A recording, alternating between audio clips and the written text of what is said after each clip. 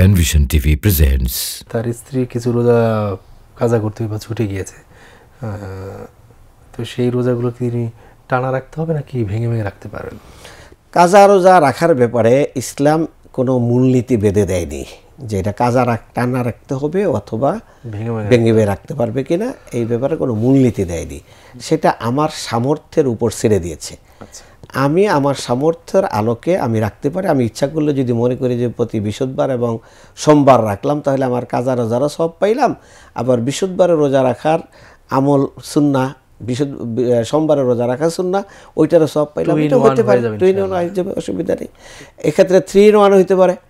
আইয়ামুল বিত দিন হলে সোমবার, আবার কাজা রোজা, এটাও হতে পারে, আমার কোনো অসুবিধা নেই। তো সেক্ষেত্রে আমরা ইন্নামাল আমালু বিন্নিয়াত, আমি 3টা ইবাদতের সব পাইতে পারি, 3টা রোজার সব পেতে পারি একটার মাধ্যমে, সেই আমলটাও আমি গ্রহণ করতে পারি, কোনো অসুবিধা নেই। সে যেহেতু আমার এই ব্যাপারে নিয়ত আছে, আন্তরিকতা আছে, আল্লাহ রাব্বুল আলামিন সব দিবেন, অসুবিধা নেই।